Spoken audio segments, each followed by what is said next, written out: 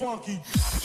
Welcome to the DJ Dilla Show. Get out of here, man. Shit, I'm saying. 9,000! What, 9,000? Damn, Daniel. Back at it again with the white. Back at it again with the white fans. Welcome, ladies and gentlemen, to yet another episode of the DJ Dilla Show, Raps and Rants, episode 2. I'm back at it again with another one. And the title of today's episode is called, If You Want a Happy Relationship, Don't Be This Chick. And basically, I'm just going to be talking about some of my thoughts that I see on relationship dynamics and how some relationships out there are heavily affected by this dynamic that I'm going to discuss. And obviously, the focus of this one is women. I will do one on the lads, but for now, this is just one on the days. So, for people who haven't heard my shows before, I usually play music in between my shows, and seeing as today's about women, I've got a lot of chicks coming from women. And what I do is I will explain where the idea of the show came from, play the first song, and then get into it. Okay, so how did this episode come about? Where did the idea come from? So I was talking to a friend of mine who recently, I was actually talking to my best friend, and she went to a kitchen tea because her friend was getting married. And, you know, at a kitchen tea, an African kitchen tea, you usually have the older women come and they sit to the bride down, and a few of her friends, if they're single, if they're young brides as well, and they just mentor the ladies and talk to them about how to, you know, conduct themselves in relationships, how to maintain loving marriages, how to, you know, exercise relationship stamina, that sort of thing. And some of the advice that the ladies got were, number one, don't disrespect your husband, because respect is a big thing for guys.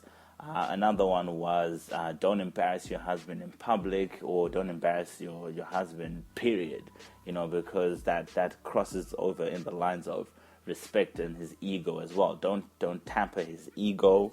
Another big one that they discussed a lot as well was they understood that in this day and age, there's a high probability that you would be earning more than your husband. And maybe for some part of your marriage, or maybe for the entire course of your marriage. But they mentioned that don't make it a thing. You know, don't be humble about it, and your humility over your finances will find that you will take you and your husband a long way. He'll appreciate that you don't rub it in his face, and you'll probably just be happier off that you've got a dude who's just, you know, happy to be with you and respects you and acknowledges that, you know, you're a winner. And I found this advice absolutely golden. I think it was beautiful stuff, and I was really happy to hear that these ladies were still able to understand these fundamentals and were passing them on to a younger generation that a lot of people feel is troubled. You know, as you know, they say as long as there's young people, there will always be the young people of today. So it was awesome to hear that. But I felt that, you know, there was one thing that the advice was missing.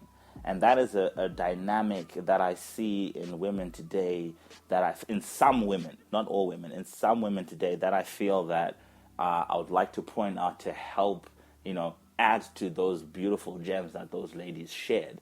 And that's why the title of this podcast episode is, If You Want a Happy Relationship, Don't Be This Chick. So when I get back after the first song, I will get into what I mean by that. And I hope you will enjoy this episode. I hope I've whet your appetite and you want to listen when you come back from the jam. So without further ado, let's get into it. My first song is the Work remix. You know, Rihanna's wang, wang, wang, wang, wang, wang, wang, wang, wang. Okay, sorry, my bad. And this is actually a remix. And I actually prefer this one more than the original version. It's by two girls, one called K-Cola and one called Sia. You can find it on SoundCloud if you want to download it. It's an awesome jam. And I like the way they did the song. I think it's really assisted in, you know, making it sound better than Rihanna did. I don't know, that's my opinion. Maybe you might have a different opinion, but whatever the case is, I hope you enjoy it. It's only 2 minutes, 47 seconds long, so I guess I will see you in 2 minutes and 47 seconds. Work remix by K. Cola and Sia. The time is 3:11 p.m. in the afternoon and it's hot as hell here in Zimbabwe. CC.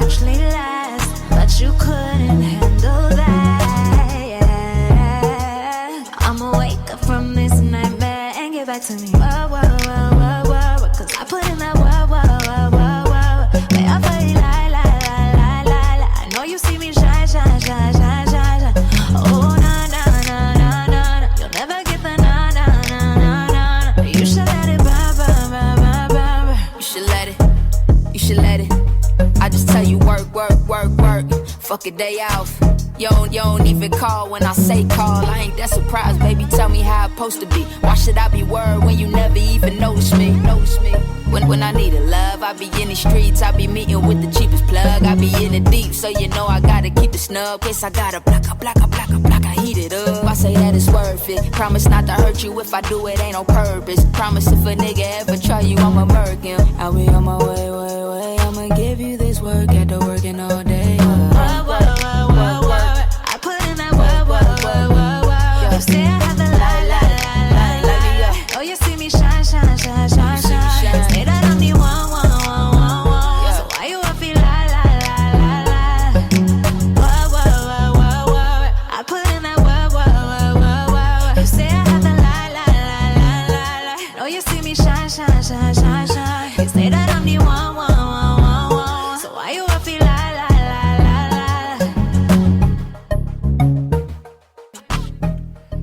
Work remix K. Cola and Sia.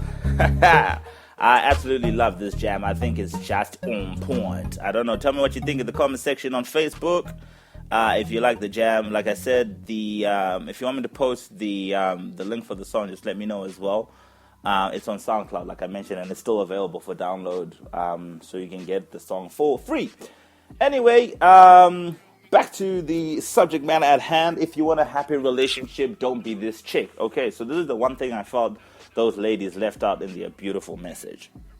So if you look at the way women are set up these days, if you look at a combination of feminism, gender empowerment, overall women's rights movement, and to some extent misandry, which is actually the opposite of misogyny, misogyny being the hate of women, misandry being the hate of men.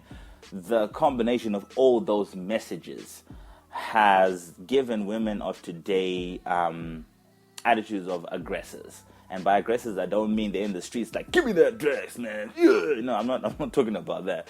The aggressors in the sense that they take initiative of their lives. They don't wait for someone to hand something to them. They go get it. They love it. They don't wait for anyone's permission to do things that they want. If they want a boyfriend at whatever time they want, they go for it. If they want to be married by a certain age, they go for it. If they want to be big in the office and go for their careers, they go for it. They're aggressors now. And I know aggressor sounds like a harsh word, but you get what I mean.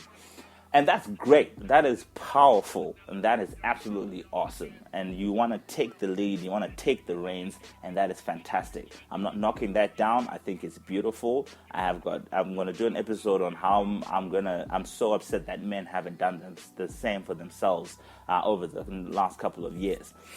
But then, so that's the social message that tells you, go get it. You can lead. You're the bomb. But then traditionally, women are taught that, and women want, right, a man who leads, a man who can dominate, a man's man, a rugged dude, the guy who, you feel secure being with, you feel secure knowing that, this guy has got my back. But the problem is, and this is what I'm saying, you don't want to be the chick, is that you will find that some women today are not good at balancing those social pools and traditional pools. And the worst thing, the worst kind of chick you can be is a chick who wants to lead and be led at the same time, and it's very inconsistent when and how you want it to happen.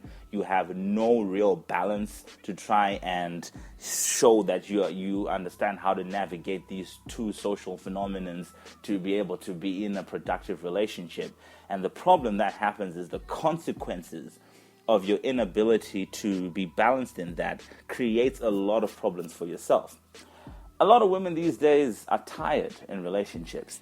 K. Michelle released a song called I Ain't Raising No Man, where she was just pretty much venting out her frustration and how so many men today are just little boys. They're still mommy's boys. They don't take initiative. They develop much later in life. You find that they waste their 20s in just wanting to be hanging around with the fellas and whatever, and it seriously shrinks the pool of men you want to go for, because there's just like nobody out there. So when you're this chick who's not able to balance and you're trying to raise your man as well as be in a relationship, what you will find is you will create a complacency in your partner that will drive you nuts.